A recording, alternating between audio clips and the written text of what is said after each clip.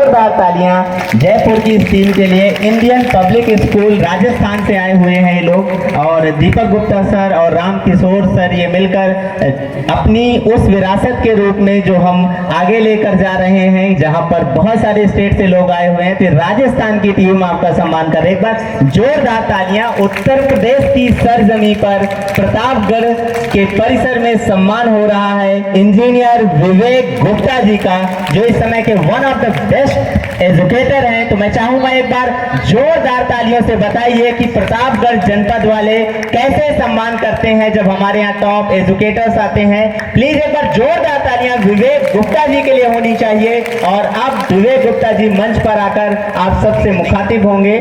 Thank you. ठीक है।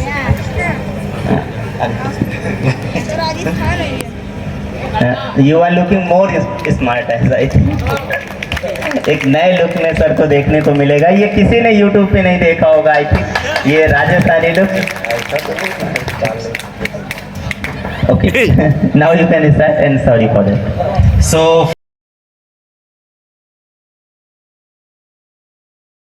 अच्छा अपॉर्चुनिटी दिया आप लोगों से इंटरेक्ट करने के लिए। यहाँ पे मोस्ट ऑफ द स्कूल के बच्चे हैं, और डेफिनेटली स्कूल में सपने, स्कूल के बच्चों के सपने बहुत बड़े होते हैं, है या नहीं? Yes sir. आप लोगों के भी बहुत सारे सपने होंगे। मैं उन सपनों की बात नहीं कर रहा हूँ जिस सपने में सांप आता है उस सपने की बात नहीं कर रहा हूँ। मैं उस सपने की बात कर रहा हूँ जो आप लोग बनना चाहते हैं। बहुत लोग पायलट बनना चाहते होंगे, बहुत लोग इंजीनियर बनना चाहते हैं, बहुत लोग डॉक्टर बनना चाहते हैं, बहुत लोग IAS IPS। सो आप लोगों का बहुत सारा सपना होगा। इस उम्र में बहुत सारे बच्चों के कुछ ना कुछ सपने होते हैं। उन सपनों को अचीव करना, दैट इज मोस्ट इम्पॉर्टेंट। सपने बनाना तो सबसे आसान काम है, लेकिन सपनों को अचीव करना that is really very difficult. उसके लिए बहुत ही मेहनत करना पड़ता है, जो कि आप लोगों को सीखना होगा। इस एज से ही ये मेहनत करने की आदत डालनी पड़ेगी। विदाउट मेहनत आप लोग वो सपने नहीं पूरे कर सकते हैं। आप लोगों को ये चीज़ करना होगा। मैं 3 ही पॉइंट बताऊंगा, ज़्यादा अननेसेसरी मैं बहुत कुछ यहाँ पे नहीं बोलने जा रहा हूँ। 3 पॉइंट जो कि सबसे इम्पॉर्टेंट है, जो कि हर एक स्कूल के बच्चों को ध्यान रखना चाहिए, that I am going to tell here. First one is कि आप लोग अपने सपने बनाइए और सपनों को याद रखिए। सपने भूल जाना बहुत ही कॉमन है। आप खुद याद कीजिए, जब 5th क्लास में थे तो आपका सपना कुछ और था, 10th में गए तो सपना बदल गया, 12th में जाइएगा तो सपना बदल जाएगा, फिर जॉब में जाइएगा तो आप शायद अपने बचपन के सपने को भूल ही जाइएगा। ऐसा होता है। अपने सपनों को याद रखिए कि आप सही में बचपन में क्या बनना चाहते थे, और उस सपने के पीछे भागिए। उस सपने के लिए जो भी रिक्वायर्ड है उसको मेहनत कीजिए। आपका वो सपना जरूर अचीव होगा। एक और पॉइंट, बहुत बार आप लोगों को लगता है कि आपका जो सपना है वो आपका खुद का अपना है, लेकिन ये ऐसा होता नहीं है। बहुत बार आपके सपने आपके मम्मी पापा के दिए हुए सपने होते हैं, और उस सपने के पीछे आप अपना सपना भूल जाते हैं। ये नहीं करना है। आपको अपना सपना याद रखना है। कैसे याद रखिएगा अपने सपने को, कैसे आइडेंटिफाई कीजिएगा कि आपका अपना सपना क्या था। दैट इज वेरी सिंपल, कि अगर आप अपने सपने के पीछे चल रहे हैं और आप उसमें थकते नहीं हैं, तो वो सपना आपका सपना है। और अगर किसी सपने के पीछे चलते हुए आप थक जाते हैं, तो इसका मतलब है कि वो सपना आपका सपना नहीं है। खुद सोचिए कि पढ़ने के लिए मम्मी पापा बोलते हैं, खेलने के लिए तो आपका खुद का मन करता है। खेलने में कभी थकते हैं आप लोग? खेलने में कभी थकते हैं? खेलने में नहीं थकते। 3 घंटे की जगह 6 घंटे खेल लेते हैं, लेकिन पढ़ने के लिए 3 घंटा बोला जाता है तो 2 घंटे लोग पढ़ते हैं। इसका मतलब पढ़ाई आप लोग फोर्सफुली कर रहे हैं और खेलना मन से कर रहे हैं। तो इसी तरह सपने को भी आइडेंटिफाई किया जाता है। क्लियर? तो आप लोगों के भी लाइफ में ये स्टेज आएगा जब आप लोगों को अपने सपने को सिलेक्ट करना पड़ेगा। 10th 12th इस टाइम में सभी बच्चों को अपने अपने सपने को आइडेंटिफाई करना पड़ता है। सेकेंड पॉइंट, अपने फेलियर का जिम्मेदारी किसी दूसरे पे नहीं डालना है। अगर आप लाइफ में फेल किए हैं तो उसका एक और केवल एक रीजन है, आप। आपके मम्मी पापा नहीं हैं, आपके टीचर नहीं हैं, आपका कोचिंग इंस्टीट्यूट नहीं है, आप छोटी जगह से हैं, ये रीज़न नहीं हो सकता है, या फिर आपका फाइनेंशियल प्रॉब्लम, ये सब रीज़न नहीं होता है। केवल और केवल एक ही रीज़न होता है आपके फेलियर का, and that reason is you. समझ में आया? सो ये पॉइंट बहुत ही इंपॉर्टेंट है। तो आप लोग अगर कुछ करना चाहते हैं तो इस चीज़ का ध्यान रखिएगा।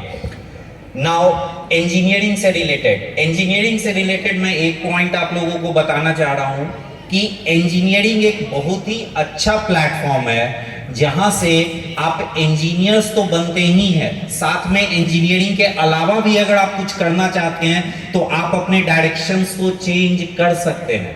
This is very very important. आप बहुत कम देखे होंगे कि एक डॉक्टर बाद में डॉक्टरी छोड़ के कुछ और किया हो, लेकिन इंजीनियरिंग के बाद भी उनके पास ऑप्शंस बहुत होते हैं। क्लियर? सो इंजीनियरिंग एक ऐसा प्लेटफॉर्म है जहां पे पहुंचने के बाद आप अपने आप को ओपनली किसी भी डायरेक्शन में एक्सपैंड कर सकते हैं। This is very important about engineering.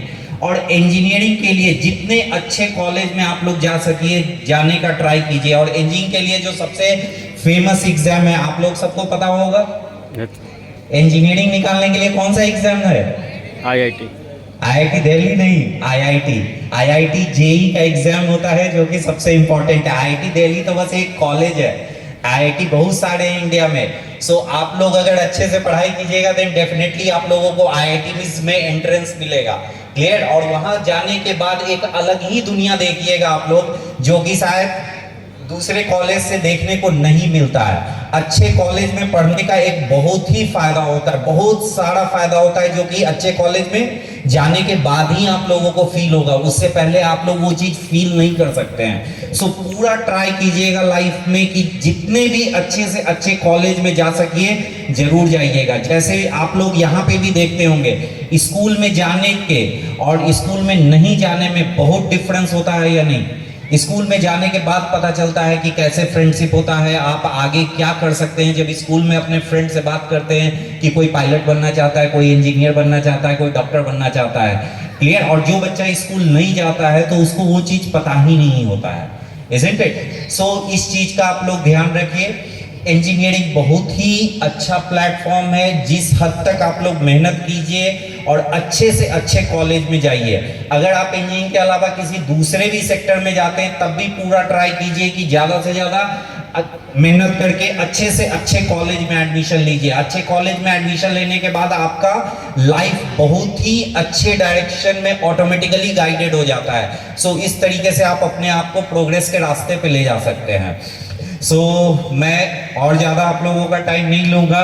सो चूँकि आई एम एडुकेटेड ऑल्सो, मैं पढ़ाता भी हूँ और मैं ब्रिज वगैरह का डिज़ाइन भी करता हूँ। जो आप लोग देखते होंगे रेलवे ब्रिजेस और पुल वगैरह जो बनता है, सो उन सब पुल वगैरह का डिज़ाइन भी करता हूँ। So I am not as such very big speaker. So आप लोगों को गाइडेंस के लिए मुझे आना था, चिलबिला में मुझे ये मौका मिला। So this was a really great opportunity. So आप लोग ये ध्यान रखिएगा कि स्कूल में ही बच्चे अपने रियल सपनों को बनाते हैं और फिर उसके बाद उन सपनों के पीछे मेहनत करते हैं। अपने स्कूल लाइफ के सपनों को भूलिएगा नहीं, जो कि सब लोग जनरली भूल जाते हैं। तो ये बात याद रखिएगा। जॉब में, जिंदगी के भाग दौड़ में सब लोग अपने सपने भूल जाते हैं। कभी पूछ के देखिएगा अपने मम्मी पापा से कि वो लोग स्कूल में थे तो क्या बनना चाहते थे और उनकी जिंदगी आज उनको कहाँ ले आई।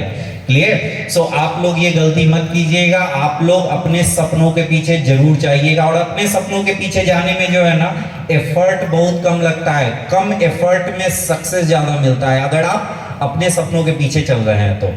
सो with these words I am going to conclude this speech. Thank you so much. एक बार जोरदार तालियां बजाइए विवेक गुप्ता जी थे आपके बीच। और बहुत कम शब्दों में गागर में सागर भरते हुए उन्होंने जिंदगी का जो फलसफा बताया है, यकीनन राष्ट्रीय शैक्षिक महाकुंभ